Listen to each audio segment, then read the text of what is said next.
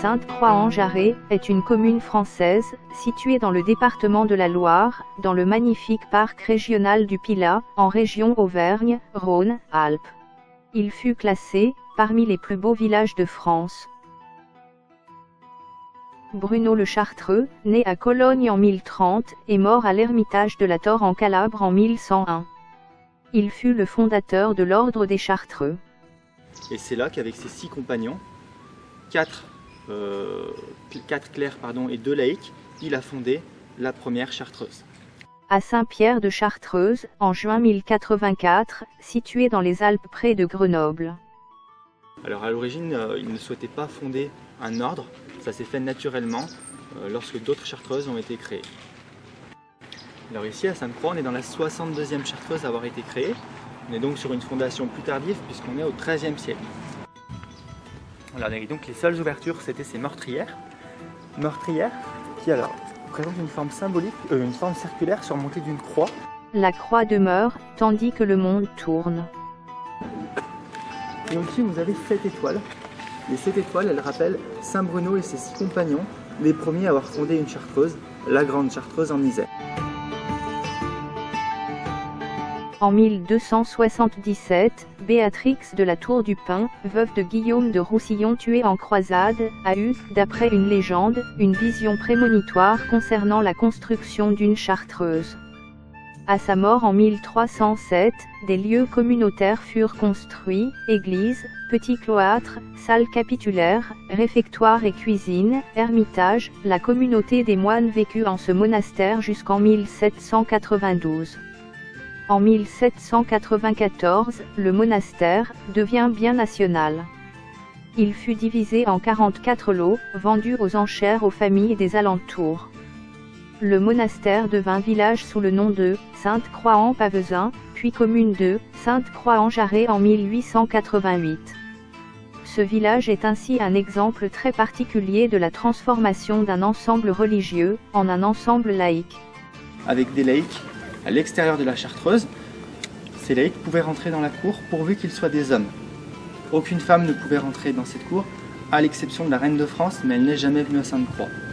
On sait seulement qu'elle avait connaissance de la chartreuse, puisqu'en fait, en 1525, Louise de Savoie était alors en voyage à Condrieu, et elle a envoyé à la chartreuse de Sainte-Croix des demandes de prière pour son fils, qui n'est autre que François Ier. François Ier qui en fait était le prisonnier de Charles Quint.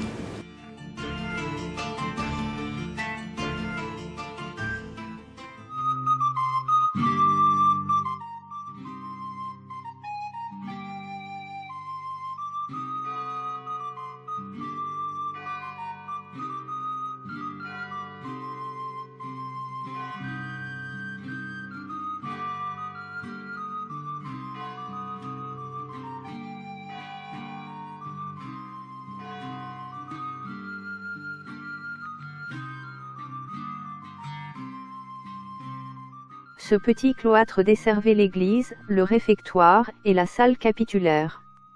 Les frères étaient enterrés dans la partie centrale, à même le sol, enveloppés dans leurs vêtements.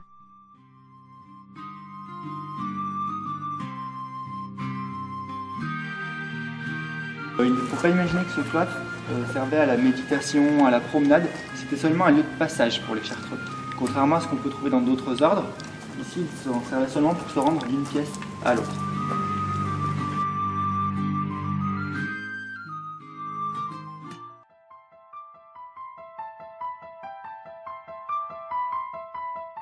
Et donc les peintures, vous voyez là, qui sont le joyau de Sainte-Croix véritablement, elles datent du XIVe siècle. Je disais voilà, sur la peinture médiévale, on a les prémices d'un intérêt pour cette expression des corps, de la souffrance. On voit le Christ souffrant, à ses pieds on a la Vierge qui s'évanouit. De Sainte-Croix. Qui avait été enterrée ici. Voilà, elle était enterrée ici. Alors les tombeaux, ils ne s'y trouvent plus. On pense qu'à une époque, ils se trouvaient sous l'église paroissiale actuelle. Alors ici, vous avez des chartreux qui se rendent aux obsèques de Thibaut, avec ici au premier rang le prieur, le supérieur de la communauté, et devant lui un novice. Alors on sait qu'il s'agit d'un novice, puisque très souvent dans la peinture médiévale, les personnages de moindre importance étaient représentés plus petits. En fait, à l'époque, on ne maîtrisait pas la perspective, l'expression aussi des corps, des visages était assez peu maîtrisée, donc la taille c'était un moyen important pour marquer une importance de la région. Saint-Étienne qui intercède en sa faveur auprès du Christ et de la Vierge. Voilà, donc des peintures murales qui racontent une histoire. À la place du clocher, en fait, il date du 19e siècle seulement le clocher, donc pour certains, elle aurait ainsi pu assister aux offices par cette ouverture sans être mêlée aux hommes. D'autant qu'il se trouvait dans la nef, derrière ce mur, et l'ouverture étant oblique, il ne distinguait pas la personne qui se trouve là-haut. Alors c'est une explication avancée par certains historiens, d'autres pensent au contraire que l'ouverture servait au père ou aux frères ayant péché ou étant malade, afin qu'ils puissent assister aux offices aussi. Ah d'accord. Alors ce qui tend à valider cette hypothèse pour eux, c'est qu'on a trouvé parfois d'autres ouvertures de ce type dans certaines chartreuses. Le zélote, c'était la tenue du chartreux, avec ces petites parties qu'on appelle une niche, qu'on rajoutait à la fin de période de noviciat, à la fin de la période. Pour avoir le symbole de la croix. Exactement, puisque tendu de chaque côté, vous avez la croix. Voilà. Et alors ici, ce sont un chapelet et qu'il paraissent extrêmement grand.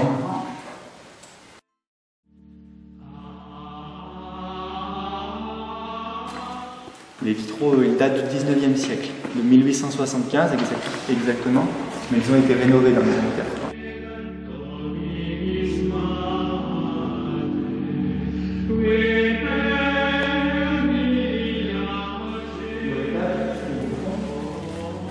Baroque savoyard, on peut voir qu'il est bien orné, qu'on a de la feuilleur, donc ça c'est vraiment du style baroque, mais en fait il nous a été offert, il vient de Savoie, c'est ce qui explique donc voilà, son style.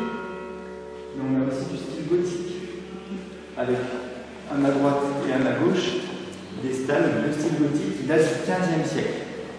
Elles ont été offertes par Jean d'O de Saint-Chamond, puisque vous pouvez distinguer des cloisons. Ah ouais, qui ouais. séparent en fait les pères. Les terres qui se trouvaient ici. On parle du cœur des terres. Et ces cloisons qui symboliquement rappelaient cette vie semi-érémitique, où on retrouve le mot ermite.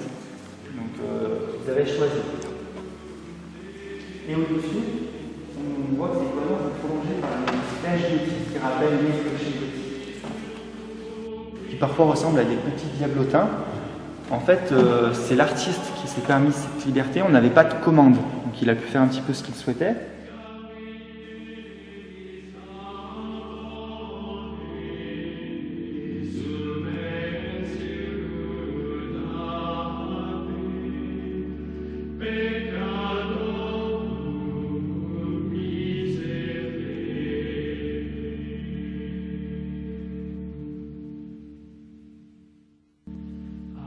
Là, c'est Saint-Bruno.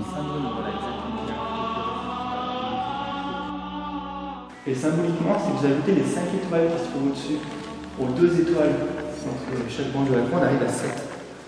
D'une manière ou d'une autre, on arrivait toujours à 7 étoiles pour représenter Saint-Bruno et ses 6 compagnons. C'est vraiment distinguer assez peu, mais en fait, quand c'est ensoleillé, tous les vitraux se reflètent. Saint-Sébastien, on voit crier de flèches, mais l'attitude digne, le regard tourné vers le ciel, en opposition totale aux 2 hommes en bas, probablement ses bourreaux, qui eux sont loin d'être finalement tournés vers le ciel, tournés vers Dieu.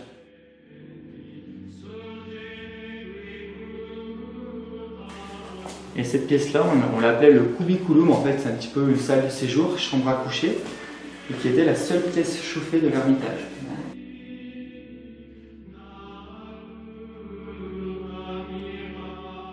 Mais alors pas face à la fenêtre comme la photo le laisse penser. En fait le mur montait beaucoup plus haut. Donc il mangeait face au mur.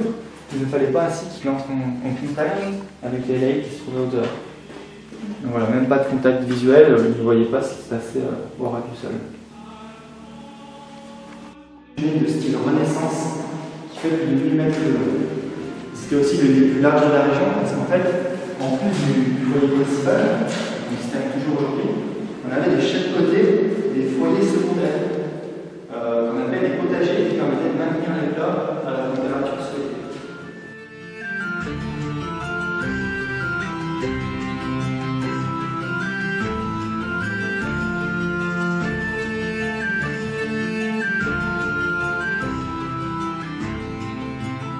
Le cartouche qui surmonte les portes, permettait d'identifier le moine, grâce à une lettre peinte, ainsi qu'à quelques versets d'un psaume. 3 ermitages sont décorés de blasons et d'un bas-relief, pour rappeler la participation financière de la noblesse dans la reconstruction des cellules au XVIIe siècle.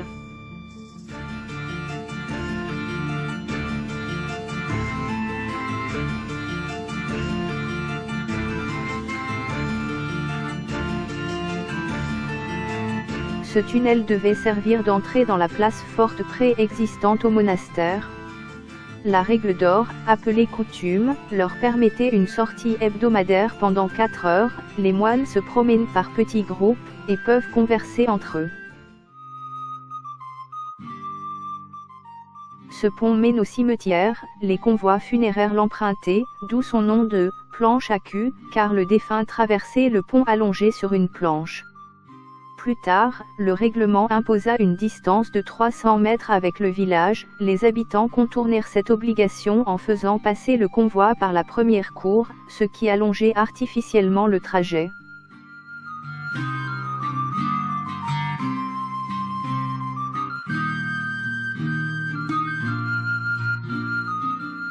L'atout de Jurieu est son antique chapelle romane bâtie au début du XIIIe siècle, dans laquelle les pères chartreux de Sainte-Croix, tout proche, célébraient les offices religieux.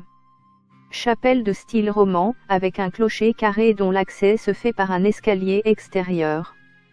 Porche en bois abritant l'entrée de la nef centrale est couverte d'un lambris en anse de panier, chapelle à droite avec voûte à nervures et une petite fenêtre massive. Parfois appelée la chapelle des fous, ce serait en raison de l'influence maléfique des roches de Marlin dont elle est proche.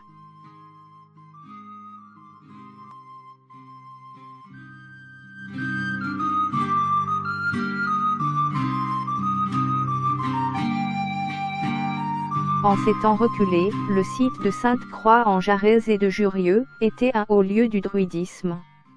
L'origine du site de Jurieu remonterait à 4000 ans. C'est dans ce décor mégalithique qu'avait lieu une fois par an le grand rassemblement des druides. Ainsi, la pierre qui chante, proche de Jurieu et de Sainte-Croix, n'est pas en équilibre par hasard.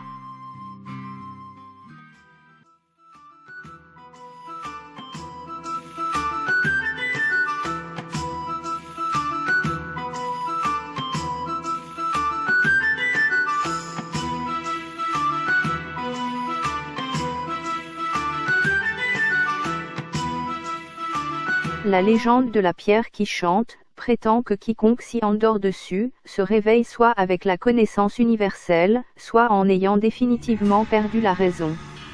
Une autre légende toujours transmise par la mémoire collective nous précise que Jurieu aurait été construite sur un antique tumulus. La pierre qui chante délivre une connaissance qui n'admet ni les curieux ni les mégalomanes. Elle écarte ceux qu'elle ne juge pas dignes, et peut même, selon leur degré de perversion, les tuer ou les rendre fous, d'où la présence en contrebas de la chapelle au hameau de Jurieu. Il y aurait en cet endroit une énergie qui guérit les personnes qui n'ont pas supporté le choc.